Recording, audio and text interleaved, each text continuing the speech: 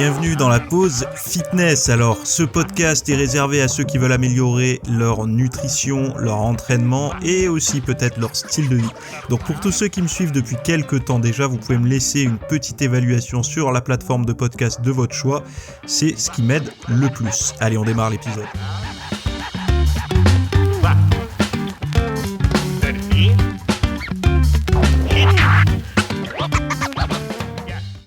Et salut à tous, nouvel épisode aujourd'hui. Donc aujourd'hui, on va parler de miel, on va parler de régime cétogène, de yaourt, d'indice glycémique, de microbiote intestinal.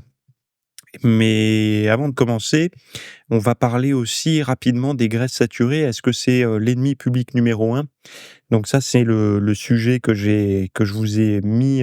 C'est une enquête que j'ai faite sur le sujet, directement en allant chercher tout ce qui se dit dans la littérature scientifique. Enfin tout, pas tout ce qui se dit, mais ce qui est le plus, comment on appelle ça? Avec un indice de comment ils appellent ça? C'est pas un indice de confiance, mais heu, les plus populaires, voilà, dans les études, pour vous partager un petit peu ce qui se dit sur les graisses saturées, notamment, liées au cholestérol, liées à la santé en général, liées à la longévité. Et de manière à vous apporter quelque chose. Est-ce que depuis les années 50, ça a changé en fait, dans le discours environnant et qu'est-ce que la recherche peut en dire? Et donc voilà, je vous en ai fait une enquête complète, on va dire, que je vous propose et vous avez le lien directement dans les notes de cette émission pour aller la consulter. Donc la diète cétogène et le risque pour la santé. Donc je pense pas qu'il y en ait beaucoup d'entre vous, qui fassiez la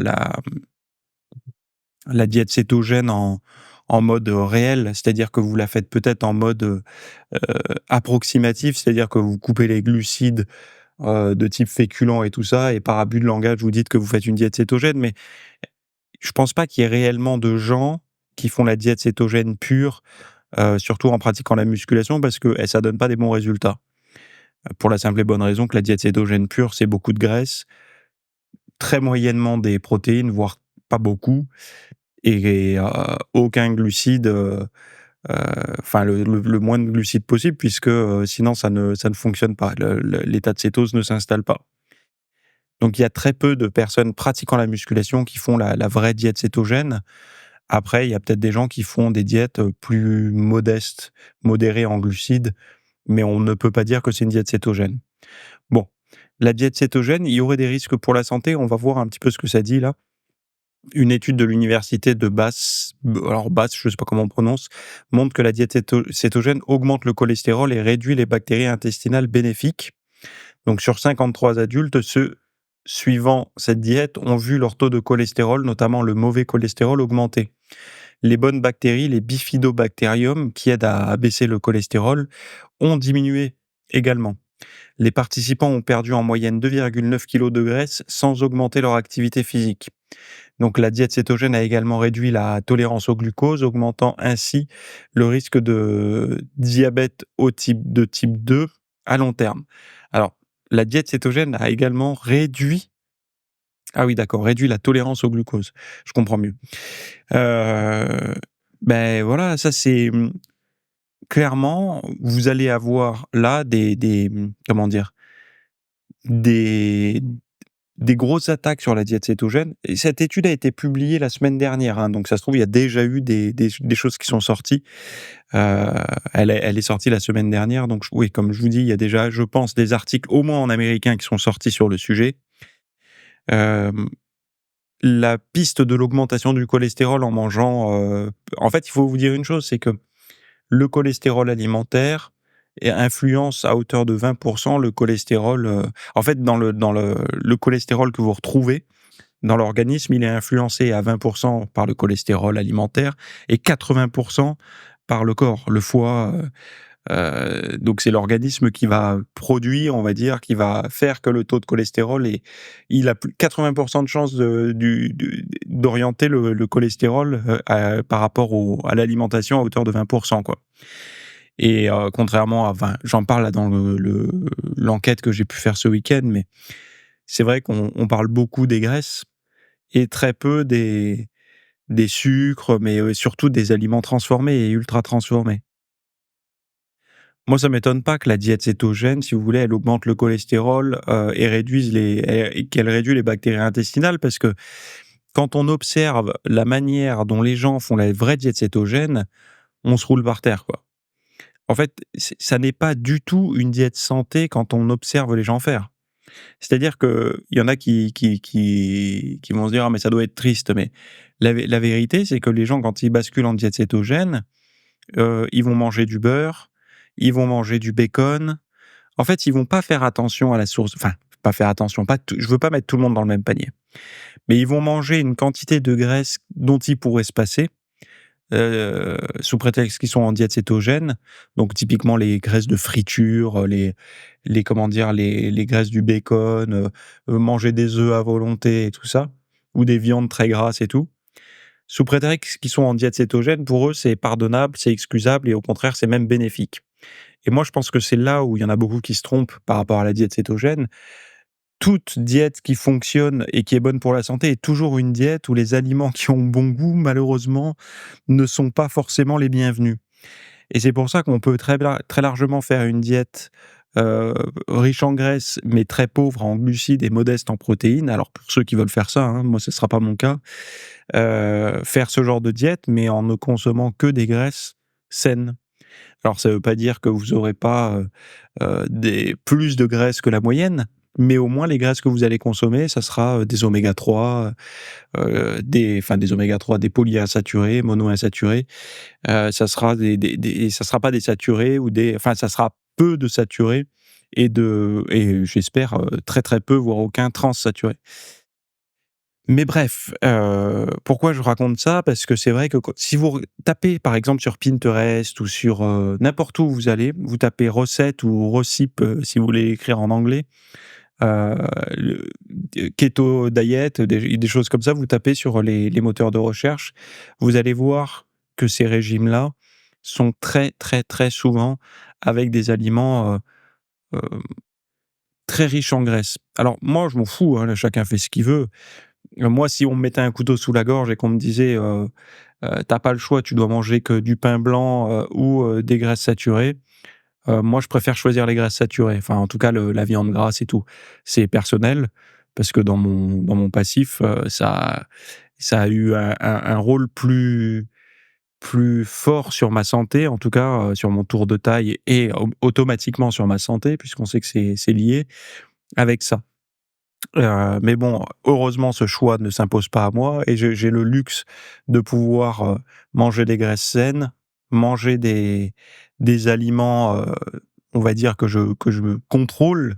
C'est voilà, et donc on n'a pas besoin de basculer dans une diète cétogène. Faut pas oublier que la diète cétogène, encore une fois, c'est un abus de langage qui est pratique parce que tout le monde comprend et c'est un peu comme dire: «Je fais une sèche». Mais, en fait, personne fait vraiment une sèche. Une sèche, c'est, éliminer l'eau sous-cutanée en manipulant, les électrolytes, en manipulant son apport en eau, en manipulant, légèrement son apport en glucides, de manière à réduire au maximum la rétention d'eau sous-cutanée pour rediriger les liquides, on va dire, dans les muscles, plus qu'entre la peau et le muscle, quoi. Donc ça, c'est une sèche quand on a fini son régime et tout ça. Mais bon, on l'utilise aujourd'hui pour dire: «Je fais une sèche en musculation», ça veut dire, je fais un régime de perte de graisse, quoi, tout simplement. Bon, bah, c'est pareil pour la diète cétogène. Quelqu'un qui dit: «Je fais la diète cétogène», c'est quelqu'un qui, coupe les glucides. Il y en a, hein, qui font la vraie diète cétogène, mais et d'ailleurs ça les énerve parce qu'ils se disent: «Mais c'est pas une diète cétogène que font tous ces gens», parce qu'ils ont, des tonnes de légumes et ils se rendent pas compte que dans tous ces légumes, il y a des glucides et que, ils ne passent pas en cétose, quoi. Mais bon, ce qu'on peut retenir aussi, c'est qu'il y a une perte moyenne de quasiment 3 kilos sans faire de sport, hein, et ont perdu en moyenne 2,9 kg de graisse sans faire de sport. Donc c'est toujours pareil, quel est le plus risqué avoir un taux de cholestérol un peu plus élevé, puis surtout, être un peu la résistance aux glucides, elle est normale, hein. De devenir un petit peu plus résistant aux glucides, quand, enfin, de réduire sa tolérance au glucose avec une diète cétogène, quand on s'habitue en fait, à fonctionner avec des graisses, c'est logique que la tolérance au glucose, elle baisse. C'est exact, mais ça, il y a la même chose dans l'autre sens. C'est-à-dire que quand vous faites une diète riche en sucre ou avec des glucides, vous avez une tolérance aux lipides qui est réduite. Et c'est tout simplement pour ça que il y a un temps avant d'être ce qu'on appelle céto-adapté. C'est parce que, avant que le corps se c'est comme une bagnole, si on lui demandait, de tourner à un autre carburant, il y arriverait jamais puisque c'est de la mécanique qui n'est pas intelligente. Mais nous, vu qu'on a une mécanique intelligente mais pas, hyper réactive dans tous les domaines, on l'est déjà dans suffisamment de domaines, demandez à vos surrénales, heu, et bien, le corps met un certain temps à s'adapter, à fonctionner avec des graisses, heu, comme, source d'énergie, quoi. Pour la simple et bonne raison qu'il doit préserver le peu de glucose qu'il y a pour le cerveau, et parce que le cerveau va utiliser le peu de glucose qui circule avec un peu de cétone, et l'organisme va fonctionner aussi avec des cétones. Mais bon bref, donc c'est normal que la tolérance au glucose baisse puisque, il doit y avoir une préservation, on va dire, pour le cerveau. Donc on va le restreindre, on va, comment dire, presque bloquer les récepteurs au niveau des muscles et tout ça, durant la période où la diète, est riche en lipides et très, très pauvre en glucides. Mais bon, ça se retourne après au bout d'un certain temps si on revient à une alimentation normale. C'est juste une adaptation. Donc la partie sur la tolérance au glucose, c'est pas forcément très intéressant, et la partie sur le cholestérol, hem, il faudra voir parce que là, aujourd'hui, il y a pas beaucoup de toute façon, il y en aura jamais, hein, des études, de la naissance jusqu'à la mort, d'une personne qui a suivi une diète cétogène et de la naissance jusqu'à la mort d'une personne qui a suivi, je sais pas, un régime paléo ou quoi, et puis, ça sera du déclaratif et on sait enfin, voilà, le déclaratif, ça reste du déclaratif, quoi. Donc voilà. Bah, après, il y aura toujours des cas isolés, hein. Il y aura toujours des cas isolés de personnes, qui arrivent à faire, ce qu'ils veulent avec une approche, X ou Y, mais le comment dire? La diète cétogène pure, c'est pas étonnant que elle est tellement éloignée de la diététique, on va dire, je vais pas dire normale, mais standard, dans le monde occidental, c'est tellement éloigné que forcément, si vous faites un bilan sanguin d'une personne qui fait une diète très éloignée de la moyenne, faut pas oublier que les valeurs, sont basées sur des moyennes, hein. C'est pas basé sur, ils ont pas trouvé le top 10 des gens dans le monde, avec la meilleure santé et la meilleure longévité, et ils leur ont pas pris leur moyenne sanguine et ils se sont dit: «C'est ça qu'il faut viser», hein. C'est basé sur une moyenne plus large, quoi. Donc pas forcément, en fait, des gens, à qui vous avez envie de ressembler non plus. Alors je dis pas, c'est pas que c'est une mauvaise chose, mais en même temps, vous voulez faire comment autrement? C'est Et ces valeurs, par exemple, il y a un pays, vous allez aller dans un pays, vous allez avoir, un taux, qui nécessite un traitement, dans un autre pays non. C'est une histoire de loi et d'avis, sur la médecine. S'il y a bien une chose qui est pas vraiment mondialisée, c'est ça, hein. Quand on voit les valeurs, les taux, les machins et même les prix des médicaments en fonction des pays et tout, ça varie énormément. Donc ça a marché quand même pour le covid, la mondialisation, enfin presque. En tout cas, dans une partie du monde, ça a marché, quoi. Bon, donc si vous faites la diète cétogène stricte, c'est intéressant de peut-être vous faire suivre un peu plus fort sur le taux de cholestérol. Heu, enfin, en fait, dans tous les cas, faites-le, quoi. Moi, je fais un bilan par an et je regarde, où en sont mes constantes, on va dire, et puis ça me permet de voir, quelle est l'évolution. Est-ce qu'il y a de l'amélioration, de la régression dans certains domaines? Oui, non? De voir par rapport à l'année d'avant, même même 10 ans avant, l'avantage de garder maintenant, ils les envoient en PDF, c'est qu'on peut remonter, 10 ans en avant. Ce qui est intéressant de voir, moi, c'est qu'il y a eu des choses, notamment le ce qui, comment dire? Je vous en ai déjà parlé, je crois, mais ce qui montre enfin, pour eux, le baromètre de la thyroïde, de la glande thyroïde, c'est la TSH, et ma TSH est plus élevée enfin plus élevée. En fait, il faut prendre la valeur dans l'autre sens parce que c'est inversé, mais en gros, mon métabolisme, si on suit la TSH, est plus élevé aujourd'hui qu'il y a 10 ans. C'est quand même fou, hein? C'est quand même fou. Mais bon, c'est comme ça, c'est alors qu'on dit que le métabolisme baisse avec les années. Moi, le métabolisme a eu tendance à monter avec les années. Donc, est-ce effet, masse musculaire? Est-ce effet mode de vie? Et ça a pas été brutal. C'est-à-dire que, c'est pas, «Tiens, je me suis mis à la musculation, bim, il est monté», quoi. Ça a vraiment été progressif et bon, voilà, et puis après, il faut faire attention parce que ce genre de valeurs, encore une fois, ça peut être, ultra variable. C'est pour ça que je vous conseille de les conserver quand même. Bon, miel et yaourt, un duo gagnant pour votre microbiote intestinal. Donc, il y a eu des chercheurs de l'université de l'Illinois qui révèlent que le miel améliore la survie des probiotiques dans le yaourt. Donc, en testant différents miels, les chercheurs ont découvert que le miel de trèfle était le plus efficace pour maintenir les bactéries bénéfiques dans l'intestin. 66 adultes ont consommé du yaourt au miel pendant 2 semaines, montrant une meilleure survie des probiotiques sans effet sur le transit intestinal. Donc, il y a un petit trigger là, attention, le miel reste un sucre ajouté, donc modération recommandée.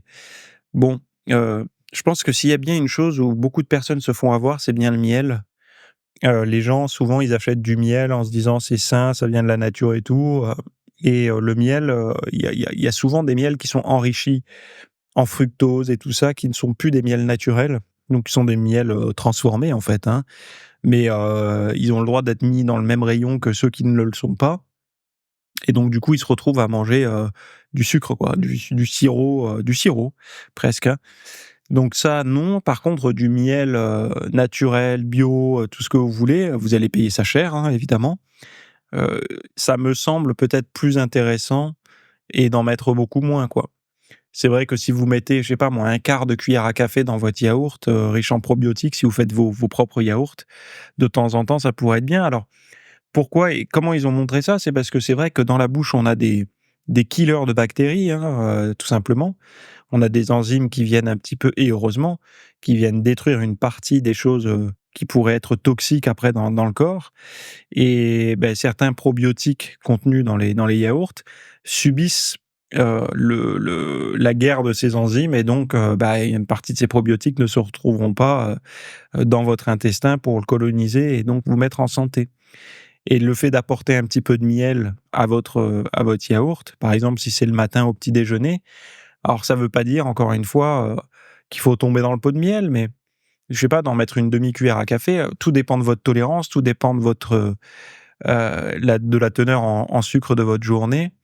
Mais typiquement, si vous mangez, je sais pas moi, plein de flocons d'avoine, vous pouvez peut-être réduire un petit peu la quantité de flocons d'avoine pour mettre votre demi-cuillère à café de miel dans votre yaourt, quoi. Pour rester dans l'équilibre. Faut pas que ça s'empile, que ça s'ajoute, quoi. Parce que déjà que la plupart des gens, ils ont du mal à être en forme et à garder un tour de taille acceptable. Donc ils parlent du miel de trèfle. Donc voilà, miel de trèfle, essayez de le trouver bio, essayez de le trouver, parfois en producteur, les producteurs locaux, ils en ont du bon, hein, il faut juste aller regarder autour de chez vous. Il y a une nouvelle application qui est enfin une nouvelle, je sais pas si elle est nouvelle, mais moi je m'en sers, qui s'appelle Casamiam. Casamiam, Casamiam. Vous allez, je crois que c'est comme ça que ça s'appelle, hein? Casamiam? Oui, c'est ça.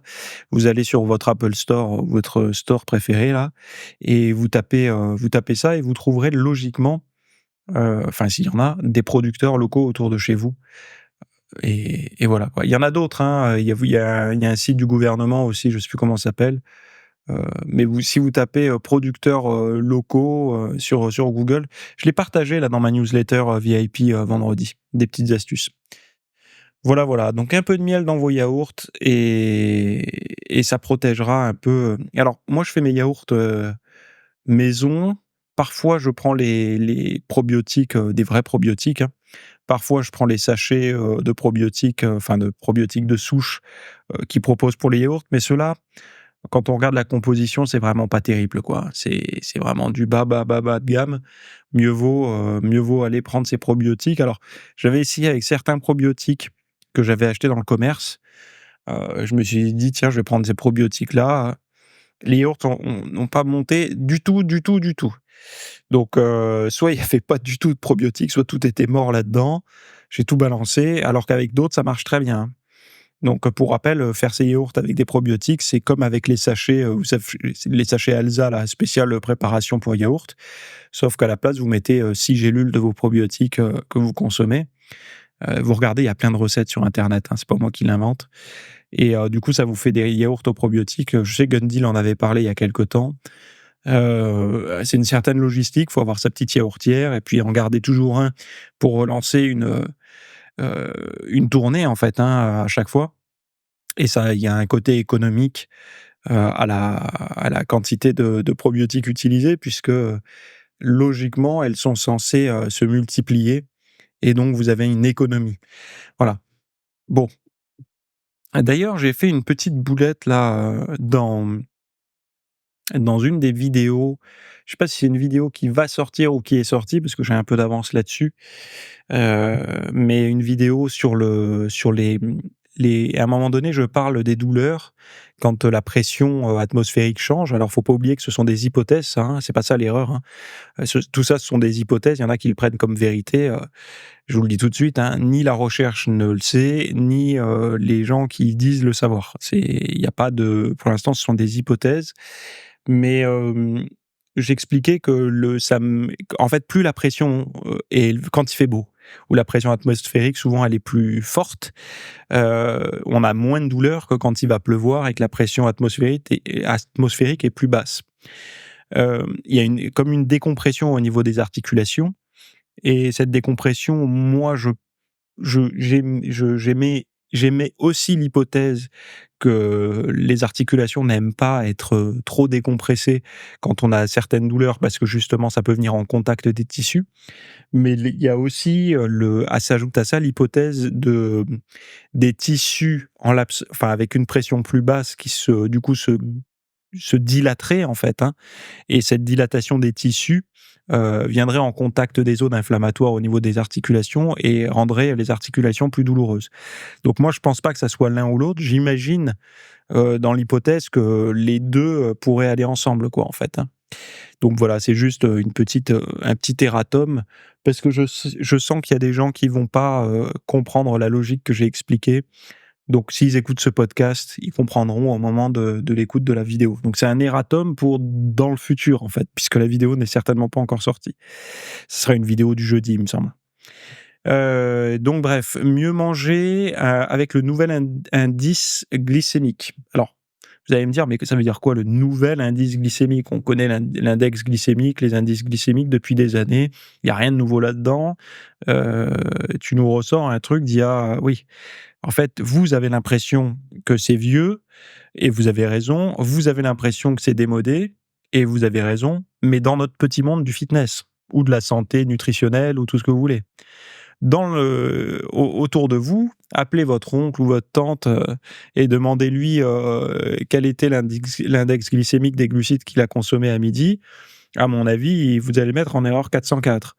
Donc, il y a des chercheurs de l'université de Brigham Young qui ont développé la première base de données nationale sur l'indice glycémique. En fait, c'est ça la nouveauté. C'est la base de données nationale. Nous, on avait des bases de données sur la nutrition.fr, dans des bouquins, dans des machins, mais pas de manière nationale. Enfin là, en tout cas, dans le pays de l'étude. Bien sûr qu'en France, il y a beaucoup de connaissances sur les indices glycémiques, hein. Donc, sur l'indice glycémique, révélant l'impact des aliments courants sur la santé et leur contribution aux maladies chroniques. Donc, Karen Della Corte, professeure de nutrition, a dirigé l'étude qui établit une liste des aliments en fonction de leur indice glycémique et de leur charge glycémique. Donc, indice glycémique, pour rappel rapide, la capacité d'un aliment à faire monter le sucre dans le sang. La charge glycémique, c'est la quantité de glucides apportée par l'aliment en plus, quoi. Vous ajoutez ça, quoi. La quantité de glucides qui va se retrouver dans le sang, quoi, en gros. Ces indices mesurent la rapidité avec laquelle les aliments augmentent la glycémie, influençant ainsi les risques de maladies comme le diabète de type 2, les maladies cardiovasculaires et certains cancers. Ce qui est intéressant, c'est de voir qu'on parle de sucre et on parle de maladies cardiovasculaires. Alors qu'avant, les discours sur les produits sucrés ou les glucides, c'était réservé au diabète.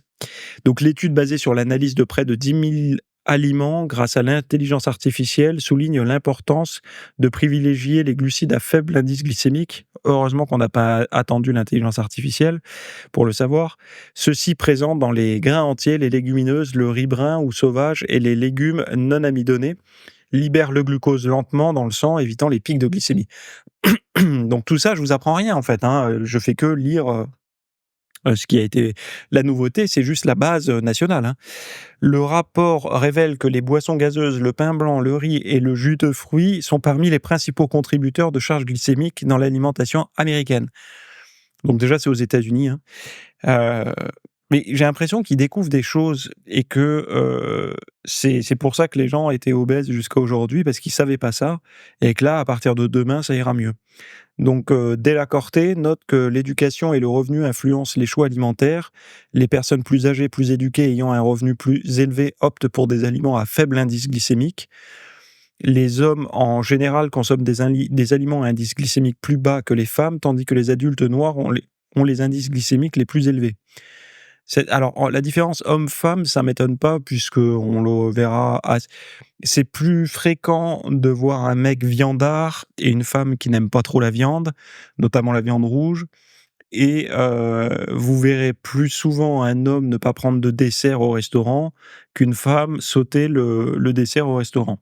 Donc on a peut-être des appétences enfin c'est pas même ou alors l'intégralité des femmes que j'ai pu rencontrer dans ma vie préféraient le sucre. Voilà, je vais dire les choses comme ça parce que je veux pas faire une vérité, de mon expérience de vie, mais quand même, on voit bien autour de nous que les petits plaisirs sucrés, sont peut-être plus appréciés par mesdames. Donc cette recherche réalisée en collaboration avec Denis Della Corte et d'autres chercheurs, espère, encourager une prise de conscience publique et influencer les recommandations alimentaires. Moi, je trouve que c'est dommage, on en est encore là, quoi. Le mais vous savez, il y aurait quelque chose de très intéressant, ce serait que ces index glycémiques, ils soient mis, j'ai envie de dire même les index insulinémiques et glycémiques qui soient mis, sur les emballages, mais à partir du moment où on parle d'emballage, on parle de produits transformés. Puisque, alors, mis à part le riz et quelques aliments, mais vous allez me dire: «Oui, mais la pomme de terre, oui, mais le riz, oui, mais la patate douce, ça reste des glucides, ils ont un index glycémique et pourtant ils ont pas forcément, c'est des non transformés et certains ont des packaging». Bon, enfin, la patate douce, logiquement, non.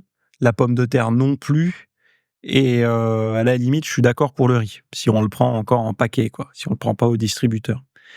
Mais bon, ça reste des produits non transformés. Dans les produits transformés, les pâtes, les trucs comme ça peut être intéressant de les mettre parce que ça donnerait en fait moi ce que j'aime bien donner comme image, c'est, la différence entre un biscuit et un grain de raisin.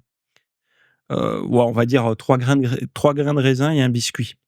On aura le même poids sur la balance, les 2 auront un goût sucré et pourtant et en plus j'ai pris le raisin, hein, qui a quand même, beaucoup de sucre, hein, et pourtant le raisin est composé de, quasiment 80 de flotte, ce qui fait que dans ce que vous allez manger, il y a très, très peu finalement de calories. Alors que le biscuit, il est totalement déshydraté ou alors c'est une dose infime de flotte qui reste dedans. Donc vous allez vous retrouver sur un produit sec très dense en calories. Néanmoins, celui qui est le plus nutritif, ça sera le grain de raisin, quoi. Alors que c'est bizarre puisqu'il y en a moins. Et d'ailleurs, avant de parler de l'orexine, je voudrais vous parler de quelque chose, mais je ne sais pas si vous vous rendez compte aujourd'hui, mais on a un raisonnement qui est mauvais. Ce qu'on peut appeler aussi un biais cognitif ou je sais pas comment. Mais, je m'en suis rendu compte, parce que vous savez, moi j'aime bien faire des fajitas. Le week-end, j'aime bien faire des fajitas, c'est le moment où je mange un peu de blé d'ailleurs, puisque les galettes, c'est souvent du blé. Et ben, je me fais des fajitas maison avec, du bœuf maigre, des poivrons, de la tomate, de l'ail, beaucoup de curcuma, enfin bon voilà, je me fais ça maison. Et en fait, ça me gênait au début, dans ma tête, je me disais: «Mais d'acheter vous savez, les crêpes là, il y en avait qui étaient pour le même prix que les autres, il y en avait beaucoup moins. En fait, c'était des extra fines. Donc, en fait, si je mange 3 crêpes, c'est l'équivalent d'une et demie, dans les formats standards. Donc ça m'ennuyait de payer le même prix pour moins. Mais en fait, on fait ça tout le temps et ça ne me dérange pas. Puisque ce qu'on veut, nous, c'est pas gaspiller, c'est en avoir pour notre argent. Ouais, mais à en avoir pour notre argent, on en a pour notre tour de taille, quoi. En fait, en économisant de l'argent, donc en ayant plus de calories, ben, finalement, c'est pas bon pour la santé. Donc, vous voyez la logique, la mauvaise logique, on se dit, ouais, mais attends, c'est trop cher par rapport à ce que c'est. Oui, mais si tu veux en manger, dans tous les cas, tu peux pas acheter d'autre que ça. Puisque il y a que ces produits-là, il y en a pas d'autres, voilà. Donc tu vas te retrouver pour vouloir faire des économies, à prendre la version la plus riche en calories ou la plus épaisse ou tout ce que tu veux. Et en fait, on se rend pas compte, mais on fait déjà ça dans plein de domaines. Puisque, quand on paye déjà plus cher et parfois des choses moins denses en énergie. Puisque quand vous achetez, vos légumes, on est d'accord qu'1 kilo de légumes, ça vous coûte plus cher qu'1 kilo de pâtes ou de riz. Pourtant, dans le kilo de légumes, heu, le est moins calorique. Vous avez moins de calories dedans et ça dérange personne. Parce que cette logique de l'économie et du prix au kilo, c'est vrai, c'est à un moment donné, faut faire son budget courses et tout, je suis d'accord, moi le premier. Mais on le réfléchit mal, en fait, puisque on pense que sous l'angle de, se nourrir pour survivre. On a encore ce vieux réflexe, alors qu'on le fait déjà au quotidien. Dès qu'on achète, un aliment non transformé, on le paye plus cher qu'un transformé et il y a souvent moins de calories dedans. Donc on le fait déjà, en fait, dans plein de domaines. Donc de manger sainement, c'est doublement plus cher puisque c'est plus cher à l'achat et ça apporte moins de calories. Mais c'est peut-être une bonne chose, en fait, de payer plus cher pour pas être en surpoids ou de je sais que c'est paradoxal, mais de payer plus cher pour manger moins, puisque c'est ça en fait, hein, si on regarde que l'angle des calories, manger sainement, c'est payer plus cher pour manger moins. Alors mieux effectivement, mais moins aussi. Et ça, il y en a, ils ont dans leur logique, dans le logiciel, faut pas oublier que on a été élevé par des gens qui ont été élevés par des gens qui ont fait la guerre. Ça fait pas longtemps en fait que le réflexe de manger, jusqu'à plus en pouvoir à chaque repas, de faire des réserves, d'avoir des stocks et tout, c'est pas si vieux. Il y en a même qui le font encore aujourd'hui. C'est pas des choses qui sont, comment dire, sorties encore des habitudes. Et c'est vrai d'avoir cette liberté, ce lâcher prise de se dire, je peux avoir un plein de courses, je sais pas, à 90 € par semaine où j'aurai, je sais comment je pourrais dire ça? Où j'aurai, 14 000 calories et un autre où j'en aurai, 28 000. Et ce qui est bizarre, c'est que celui à 28 000 coûterait moins cher qu'un caddie de course à 14 000. Mais c'est celui à 14 000 calories que je vais prendre parce que c'est celui qui me semble être le plus, c'est qui est le plus sain. Et c'est très paradoxal, de penser comme ça. C'est-à-dire que c'est pas du tout une logique, pour notre cerveau. Où notre cerveau, lui, il veut le maximum de rentabilité, de gain pour le prix, quoi, en gros, hein. Et aujourd'hui, si on veut bien faire les choses, faut inverser cette tendance. C'est voilà, bon bref. Sauf si vous trouvez des produits sains moins chers que des produits transformés, mais là, accrochez-vous. Bon, on parle de l'orexine, le chef d'orchestre de notre motivation entre sport et gourmandise. Donc faire du sport ou succomber à une tentation sucrée, je pense pas qu'il y en ait beaucoup qui se posent cette question, mais bon, apparemment ça doit arriver. Jusqu'à présent, le processus cérébral derrière ce choix reste un mystère. Il y a des chercheurs à l'école polytechnique fédérale de Zurich ont découvert que l'orexine, une substance chimique du cerveau, joue un rôle crucial dans cette décision. Donc cette découverte pourrait aider ceux qui peinent pardon à se motiver, pour faire de l'exercice. Donc il y a une grande partie de la population qui bougerait pas assez. Donc selon l'Organisation mondiale de la santé, le fameux OMS, 80% des adolescents et 27% des adultes n'atteignent pas le niveau d'activité physique recommandé. Parallèlement, l'obésité grimpe en flèche, touchant attendez, 27% des adultes, c'est tout? À mon avis, ils sont vraiment très tolérants, l'OMS, là. Parce que 27% des adultes qui n'atteignent pas le niveau d'activité physique recommandé, quand le niveau d'activité physique recommandé, c'est combien? C'est 175, non, 150 minutes minimum, hein. 150 minutes, d'effort modéré et 75 minutes d'effort, un peu plus soutenu, je crois. Et je crois que aux États-Unis ou au Canada, eux, ils sont à 300 minutes d'intensité, modérée. Donc, eux, ils vont directement ils doublent le truc. Mais je sais pas, hein, je sais je sais plus qui recommande ces 300 minutes, mais c'est pas en France, en tout cas, que c'est recommandé d'office. Je crois qu'il y a un minimum à 150 plus 75 ou 300 peut-être. Il faudrait voir. Mais, ça m'étonnerait que 27 des adultes n'atteignent pas le niveau d'activité physique. J'aurais dit beaucoup plus. Et si c'est le cas, hein, c'est une preuve que l'activité physique ne solutionne pas les problèmes de surpoids. Puisqu'il y a plus de 27 de la population qui est en surpoids ou obèse, hein. Même en France, hein. Je dis pas obèse, je dis surpoids ou obèse, un des 2. Donc parallèlement, l'obésité grimpe en flèche, touchant aussi bien les enfants que les adultes. Donc pour explorer le rôle de l'orexine, les chercheurs ont mené une expérience avec des souris. Et ces souris avaient le choix entre une roue d'exercice et un bar à milkshake. Les résultats sont frappants. Donc les souris avec un système orexine intact passaient 2 fois plus de temps à courir qu'à consommer du milkshake. Et les souris sans orexine privilégiaient la gourmandise. Donc les recherches espèrent que l'orexine joue un rôle similaire chez l'homme, ouvrant la voie à des solutions pour combattre l'obésité et encourager l'activité physique. Bah, un médicament, quoi. On imagine un médicament, enfin, ça sera ça, hein. Un médicament pour faire bouger les gens, puisqu'en fait, c'est ça. Là, la clé, c'est un médicament pour faire bouger les gens. Donc on y viendra un jour, et à la limite, c'est un médicament qui me semble presque plus sain que d'autres. Donc finalement, ce serait la fameuse pilule de la motivation, quoi. Puisque si vous prenez un médicament qui vous permet d'aller vous entraîner, heu et c'est quand même intéressant de voir que on pourrait peut-être réussir à aller s'entraîner sans trouver du sens à l'entraînement. Et vous savez, il y en a beaucoup qui pensent que l'exercice physique, la diététique, le sommeil, tout ça, ça a 0 impact. En fait, ils voient le monde en noir et blanc, en yin et yang, en en bien et mal ou tout ce que vous voulez. Et pour eux, l'intégralité des pathologies de ce monde sont liées au hasard. La preuve, il y a des enfants qui chopent le cancer. La preuve, il y a des personnes qui vivent au-delà de 100 ans alors qu'ils ont fumé et tout ça. Donc en fait, ils prennent ces cas isolés pour expliquer l'absurdité de vouloir améliorer sa forme physique avec du sport, avec de la diététique, avec une hygiène de vie plus correcte. Le De manière aiguë, il faut jamais regarder les résultats de manière aiguë. C'est-à-dire que de prendre une vérité basée sur un individu ou une exception ou un record ou tout ce qu'on veut, c'est pas une bonne chose.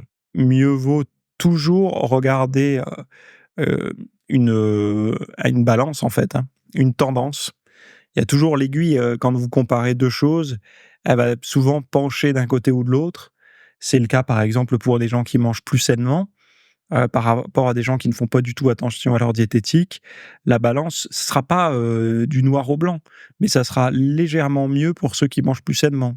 Pareil pour ceux qui font plus de sport, pareil pour ceux qui, ont un niveau de stress plus bas, pareil pour ceux qui essayent d'avoir des cycles veille-sommeil réguliers et respectueux de leurs besoins. Pareil pour ceux qui ont, une vie sociale plus ou moins équilibrée.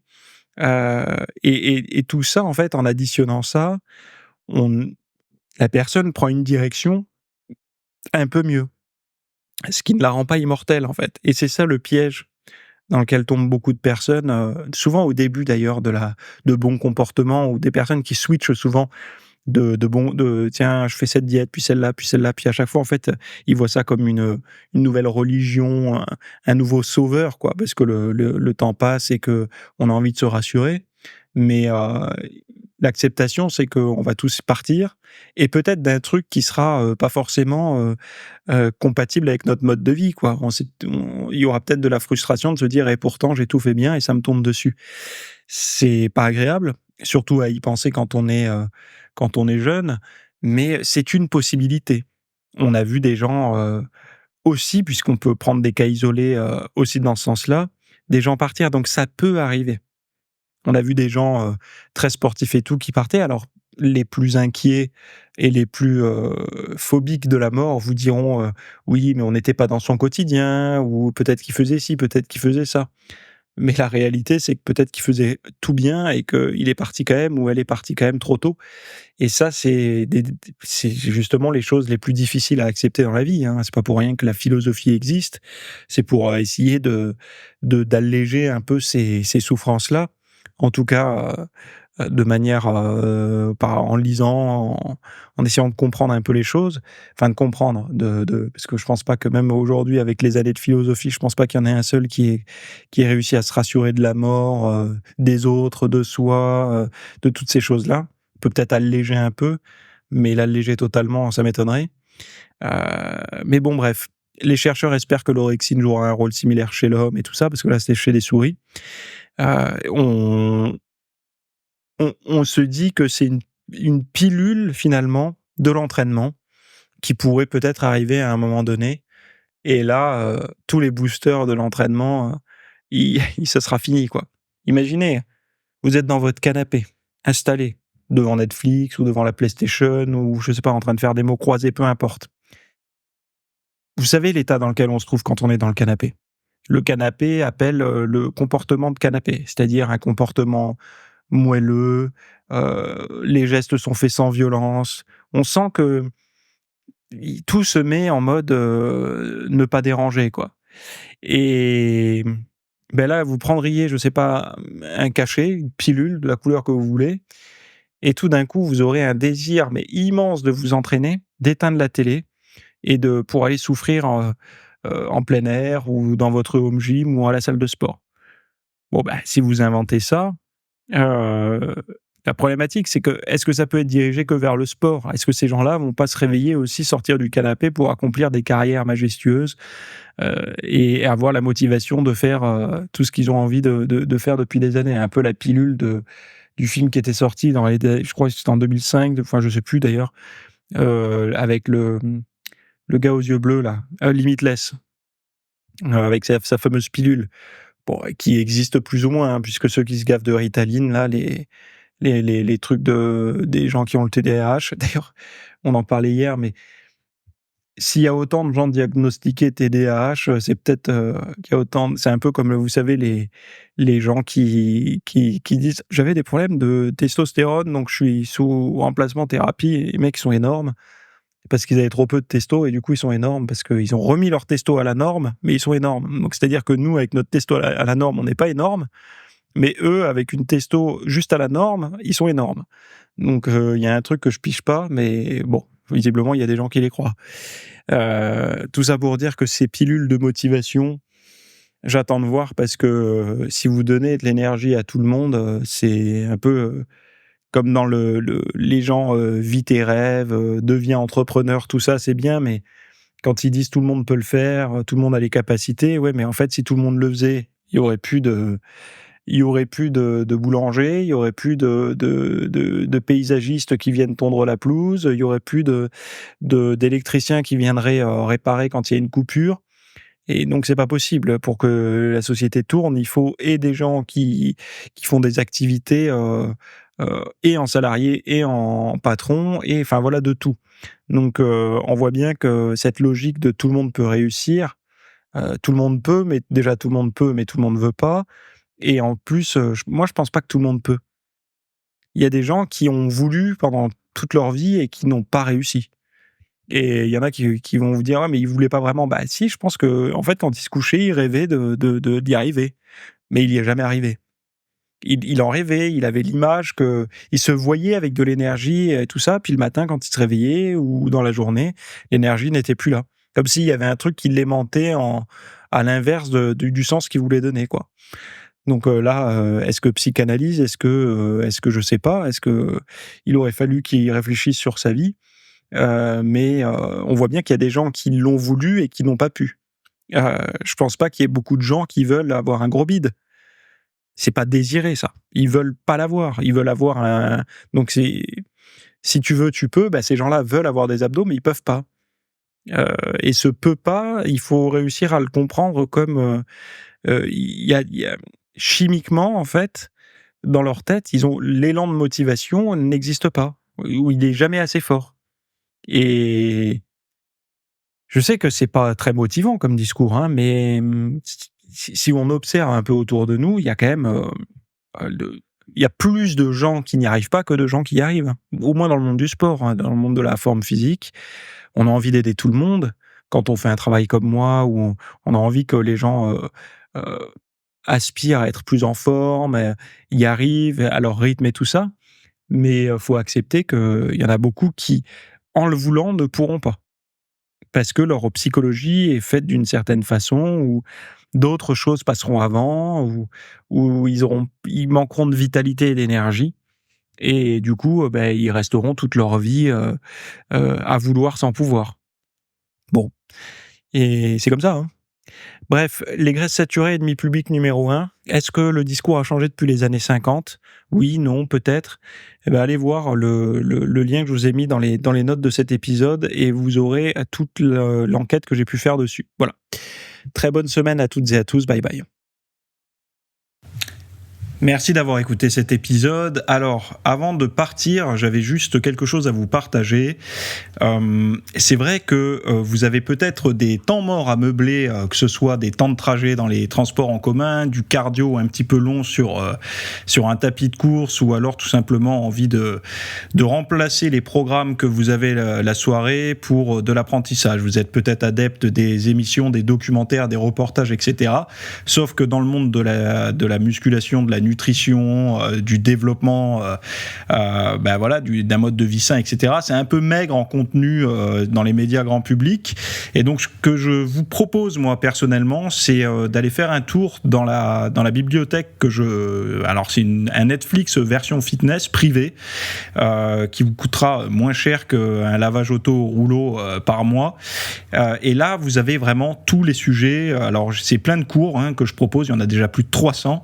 Ce sont sur le sommeil, sur les hormones, sur la nutrition. Donc, ça peut être pourquoi on a faim, pourquoi on n'arrive pas à tenir un régime, comment faire, quelles sont les solutions, mais aussi d'anatomie pour l'entraînement, des programmes d'entraînement. Donc, tout ce qui est lié à la perte de graisse, si vous avez du gras sur le bas du ventre depuis des années, ou alors si vous avez du mal à prendre de la masse musculaire, tous ces sujets du plus connu, entre guillemets, du plus recherché au plus pointu, tous ces sujets sont largement abordés dans cet espace VIP. Donc, pour rappel, pour y accéder, vous avez un lien en description. Si vous ne le trouvez pas, vous allez sur www.fitnessmiss.fr et vous faites devenir membre. Voilà, vous trouverez sur le site, et vous accédez à ce contenu caché que vous pourrez écouter partout. Voilà, je vous laisse ici. Très bonne fin de journée à tous.